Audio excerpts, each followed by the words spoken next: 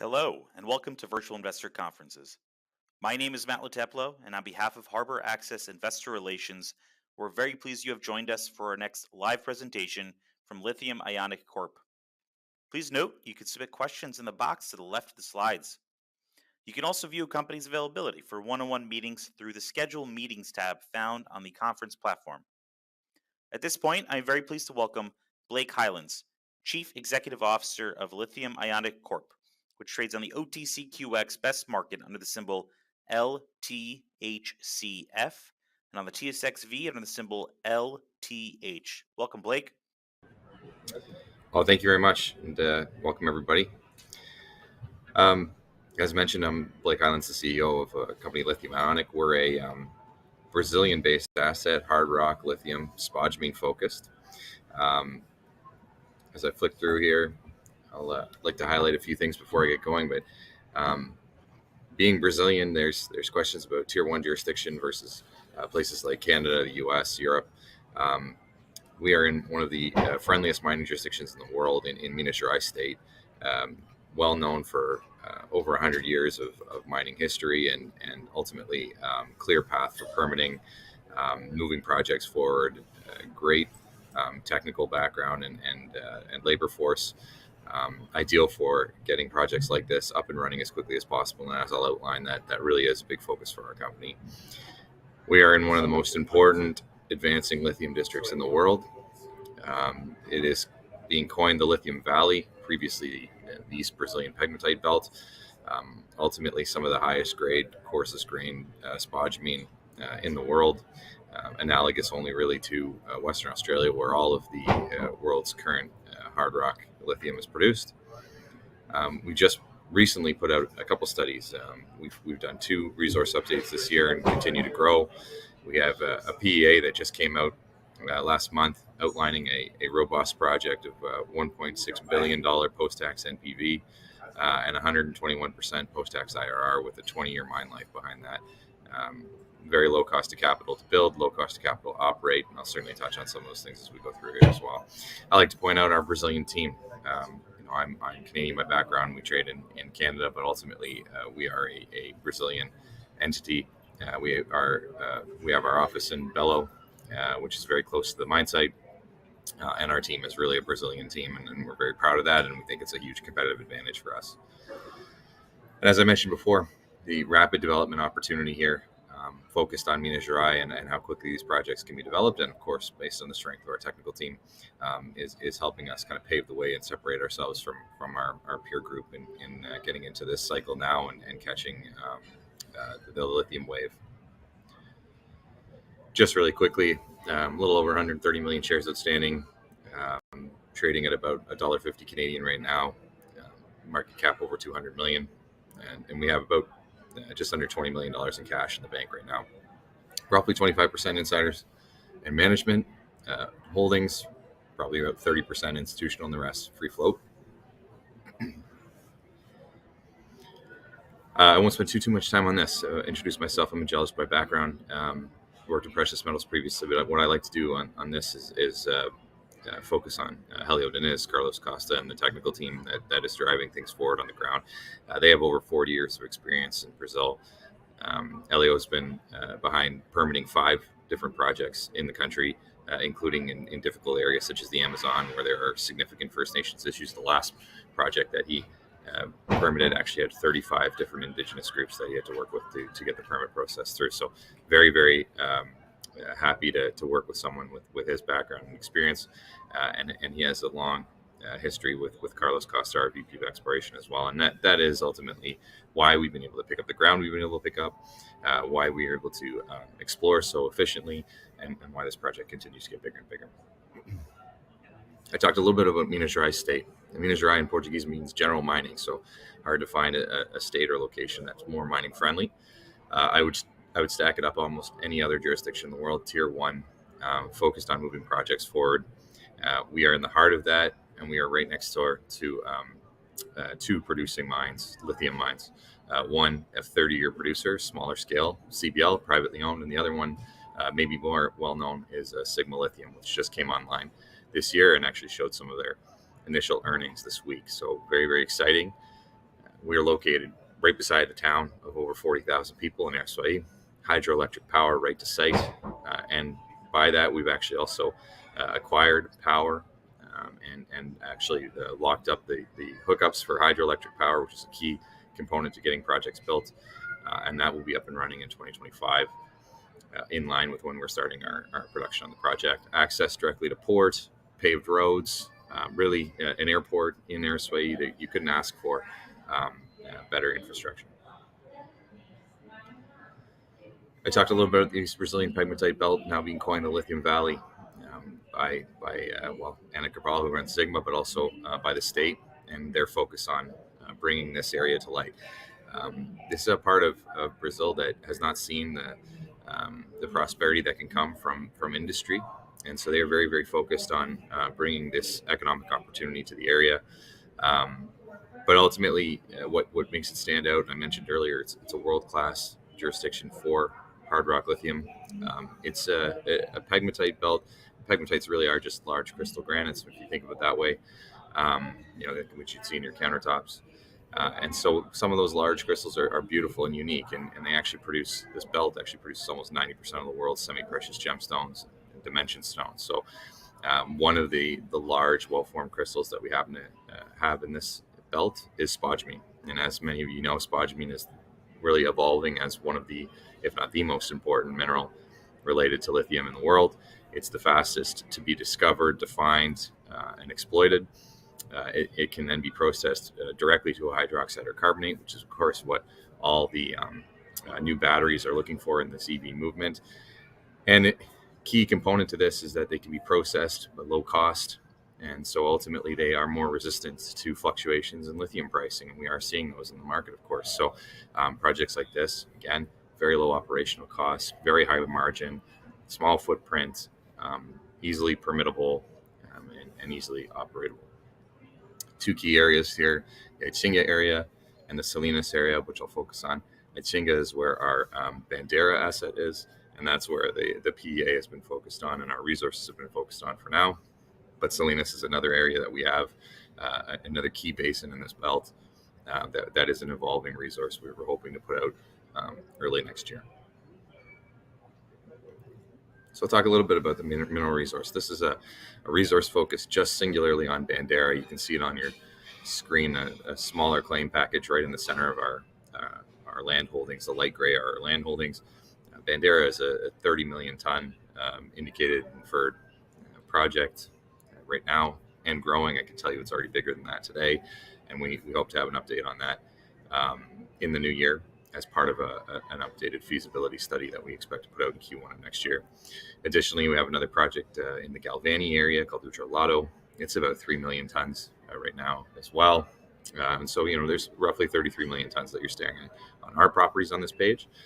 And I put out on this page, we also see Sigma's land holdings. You can probably see Shusha on there, and they have a couple other deposits, NDC, Barrero, etc. And really on this screen, you're looking at roughly 130 to 150 million tons of material running at about 1.4%, which is very, very high grade, all spodumene, very low in other content. So really world-class, unbelievable belt, continues to grow all the time, and very, very exciting. Just highlighting some of what I talked about in the PA, I'm just going to reiterate. We put out this PA. It's a snapshot in time. Really, we're calling it phase one. What we wanted to do was show, okay, take that resource we had for 30 million tons of Bandera, and let's put some economics around it and show it to the market. Well, looking at this project, standalone, moment in time, 1.6 billion US post-tax NPV. That's 2.2 billion dollars Canadian for a 250 million dollar Canadian company. So there's a huge value gap to close there. 121% post-tax IRR, 20-year mine life, producing over 200,000 tons per annum of high-grade concentrate, over 5.5% concentrate grade, which is world-class, and a payback period of 14 months using a heavily discounted spodumene price of $18.50 from current market. So all-in cost, probably somewhere between $500 and $600 a ton. I can address that later as well. But basically, when you look at it that way, spodumene trading now somewhere around $2,000 a ton. These are very high margin projects, which is why they pay back so quickly and why some of the economics are so strong. It's just a look at the mine plan, the layout. You can see it's an underground project. So just to the north of us, CBL, It's been producing for 30 years, also an underground project. So we have proof of concept right there to the north. We also know what kind of recoveries to expect, what we're going to see on the throughput. We know that from CBL and, of course, Sigma coming online now as well. Expecting to do just over a million tons run of mine, 1.3 million tons run of mine per annum, and again, producing about 200,000 tons of concentrate per annum. Basically, all our costs are benchmarked off of operations in the area. And again, we have a blueprint for how all these things work because we just saw Sigma be built right next door. So really, really confident in our numbers given that we just saw these projects come online. Won't spend too much time looking at underground development and production timeline, but you can see, we're really bullish on what we're going to see in the mining here, and you can see that we've got some pretty detailed underground mining development plans ready to go. Again, this deposit continues to expand. We see it down dip. We find new zones. They're stacked lenses essentially, and so they're continuous, homogeneous with nice widths. So they're kind of ideal for these underground projects. It's the value gap to close. If you know Sigma, you know that they went from a $150 million company to a $4 billion company in about a year in a running lithium market. But of course, they're still roughly a $4 billion Canadian company.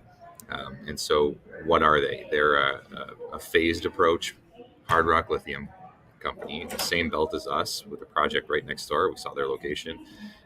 Their phase one was going to be 250,000 ton producer. We're looking at being just over roughly 220,000 tons of phase one. Then they're looking at phase 2 and 3, which also gets them up to 600,000 tons, and they hope to get over 700,000 tons of operation. So what are we? We're looking at outlining that first phase now, getting that into production, then bringing on more resources, showing our next phase 2 and our next phase 3, which we continue to do through strong drill results. And so we're basically following in Sigma's footsteps, just maybe a year behind what they're doing. All that being said, the value gap to close is between $250 million Canadian and $4.5 billion Canadian. So that's the upside, that's the torque in the name, and we can point to somebody right next door. I can stand on our asset and see their mill from our project. So it's not hard to imagine where we can get to. A little bit about them again. They were $160 million to build their project. We're looking at a $230 million build cost, so very, very similar. You can see the economics on projects like this, the growth potential. You can see on the bottom the chart and how they've traded over the last 5 years. Again, the torque in our name and where we think we can go from here. Very low cost to get into production, very quick payback, and very quick permitting and build time. So really the ideal part of the world to be working. Just highlighting some of our drill results and some of our grades. Key areas: Bandera, Salinas, Chira. I'll look at some of those now as we go forward. This is focusing on Bandera, showing you CBL, that 30-year producer to the northwest. They're doing 36,000 tons of concentrate. They'd like to grow that to 100,000 tons of concentrate per annum. So again, if you look at us, 220, them at 100, Sigma next door at 250, and growing. Ultimately, this is becoming just this small footprint here without even expanded drilling or more exploration or phase 2 or 3 from us. This would be, becoming one of the largest hard rock producing belts in the entire world. And again, with some of the highest grade and highest quality content in the world as well. So look at where CBL is to us. I used to show this slide just to prove we were actually drilling on the ground, but now I like to use this one to show the things that slow down permitting in Brazil are deforestation and First Nations generally. We don't have First Nations consultation to do here. It's not part of this land area. There's no high yield farming. There's no major industry to move. There's no community to move. And there's no major forest deforestation to do, keeping in mind that that's really focused around the Amazon. So what you're seeing here is flat-lying areas, scrub brush, kind of the ideal outlay for mining. So a little quick look at Utralado, and I mentioned it earlier. It's a 3 million ton showing that we're looking at potentially exploiting from an underground scenario as well. It would be an additional 50,000 tons of concentrate production if we moved forward with that, and it would be additional to that 220,000 tons of concentrate. So again, very, very meaningful, especially in this high margin, low cost to develop kind of environment. we're continuing to explore the showing at Galvani and hopefully continue to grow Trelado. Soil samples are one of the best ways to explore the areas. There isn't a lot of outcrop. So what we've been able to do is use soil geochemistry, and in that been able to show very high grade anomalies that we need to follow up with drilling. And we expect, as we've shifted a lot of our drilling to close up on feasibility type drilling, geotechnical stuff, hydrogeo, we're going to move into exploration drilling again. We expect to see a lot of additional discoveries coming in the next few months here. Salinas, to touch on this quickly, next door to our Salinas property is a company called Latin Resources. They have a deposit called Colina. Colina is over 45 million tons and growing. I think they're going to have a resource out again in the next 2 months that'll show maybe even doubling that kind of number. I don't know, but certainly a huge scale project right next door to us. And we're right on that Colina trend. And as I kind of zoom in on it, that this is the northeast extension of Colina that we're drilling now. And we expect to develop a pretty significant resource here over the coming months, and in the new year, we're hoping to eclipse over 10 million tons in this area. So a strategically important area, of course, because of a large deposit developing next door, and also as the exploration comes in, it's developing into a particularly interesting economic area. How do you get to phase 2, phase 3 of production? You can add maybe 100,000 or 200,000 tons of production from somewhere like this. Now our scenario goes from 220 to 400. And we start to look at world-class size projects. Just touch on this quickly. We have an MOU with the state of Minas Gerais and the development arm of Minas Gerais. They approached us about moving projects in this area forward as quickly as possible. And so we've signed with them inside the state to basically allow us to work with them to make sure that our filings are top of pile all the time. So when we go to submit our permits for construction, which we are doing this month, they will make sure that all of those files are going to the top of the pile on the desk of forms to fill out. They will work hard inside the state to actually move our project forward towards production as quickly as possible. And this is another reason why we think by summer of next year we can have our construction license to start building this project. So submit this month for a construction license, have that feasibility done in early next year, get to a place where we're permitted by summer and starting to build the project to be in production into 2025. Again, just pace to market, so important. I already talked about a lot of this and the timeline Gantt chart here for us. So we're very excited about some of the upcoming things. We've got our PA done, permit submissions, feasibility study coming, and obviously we're going to start looking at how we're going to finance that project as we move forward here. ESG is so important. We have an internal team looking at how we operate with best practices, and we are currently working with Onion and Irma to make sure that we have third-party review of all of our operations. This is it. Basically, what this is a developing project moving into licensing as quickly as possible. Formed as a company in May of last year and already in the process of getting a feasibility and construction license in place, looking to go out and get construction financing sorted out and ultimately be in place to de-risk the build of this project by summer of next year. I don't think we could move any faster if we wanted to, but again, as we move those things forward and move towards production and try to close that value gap, we'll also continue to make new discoveries. We'll continue to grow our resources and build this towards the world-class scale that the opportunity in front of us has. And that's sort of it from the presentation perspective. What I'll do now is I see there's some Q&A that's moved in here, and maybe I can pick through some of these questions and do my best to answer here. It says, given your quick timelines to production, what are your financing options that are available to you? So there are a few.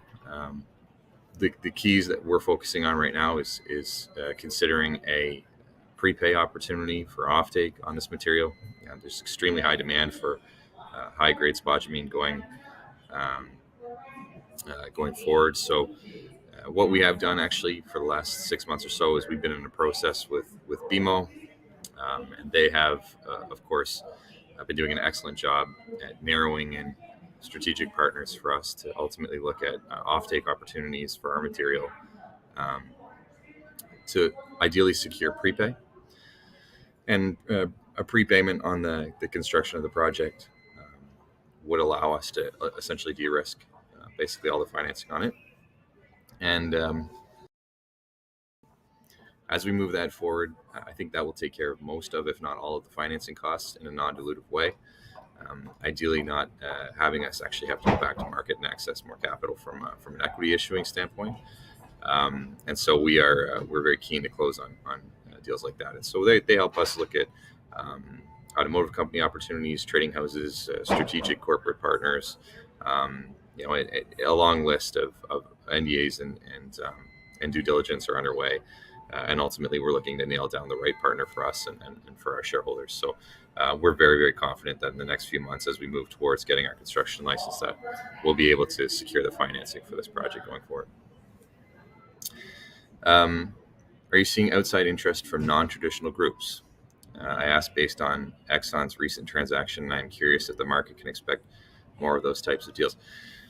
Well, I think that what we saw certainly in the last 12 to 18 months was a white-hot lithium market. There were a lot of deals being done with automotive groups that were certainly focused around offtake, some of them with capital, some of them just a simple offtake. And they were received quite well by the market. But ultimately, I think actually with pricing pulling back, what we've seen is maybe a more stable market. And so while I haven't had many conversations with the likes of an Exxon and some of the the gas companies that I believe are starting to jump into the space, what we are seeing is trading houses coming back in, mining companies starting to recognize the opportunity, and because of probably a more stable price point, they're able to look at entering the space, have a longer term outlook, and more realistic margin for who they're going to supply that material to. So I don't know if that's non-traditional. It might be actually more traditional for the mining space, but certainly for this lithium boom, we're seeing all new names kind of come into the space. I think we're going to see more and more deals done with the trading houses and corporates. I mean, we just saw Glencore take some offtake material from Sigma Lithium last month. So I think we'll see more and more of those, and we'll continue to see the automotive deals, but there will be a mix of new names coming into the space. Who do you foresee as the ultimate end buyer of your product? It's a great question. I ultimately don't know the final end buyer that we're going to end up working with. I mean, we've had a strategy and a thought process that if we could feed a North American market that's trying to make a transition in the EV space, that would be extremely interesting to us. That this story would continue to evolve into a North America supply chain story, as opposed to an exploration drilling story, mining story. But as we move things forward, we're open and listening to all opportunities, and ultimately the end product, the end user, or who's going to take that, maybe a battery maker, maybe an automotive company. We'll just have to see how that plays out over the coming months. Two-part question. Lithium prices have been weak. Okay. Does your project still make money at today's prices? And what is your ultimate break-even price? So it's a really good question. I think that it's important to address in this market. While we've seen lithium pricing pull back from $80,000, $90,000 to maybe $20,000 in the space, it's still a 10 times multiple from where it has historically traded in average pricing. So take spodumene as an example, which is the product we would be selling currently about $2,000 a ton on the market. We're going to be producing that for an all-in cost of between $500 and $600 a ton. So there's still huge margins here. The projects that ultimately will potentially struggle in the pullbacks in pricing, and we may still see some pricing pullback in the coming months before we see recovery again, are likely some of the higher cost producers that need chemical flotation, lepidolite projects, maybe some of these DLE projects and stuff. They're higher cost. Even projects that are spodumene and DMS, but they're maybe in higher operating cost jurisdictions, parts of northern Canada, in the US, etc. Even in Western Australia, some of the higher costs, from energy costs and labor costs, may see an issue on some of their margins, maybe. But when we look at it, I mean, this is a key advantage for us. It's a low cost of capital to build the project, and very low operating costs. So ultimately, anything over about $600 a ton, and we're still operating and in decent shape. That seems to be it for what I have for questions. Thank you so much for the time, and I hope everybody has a great day.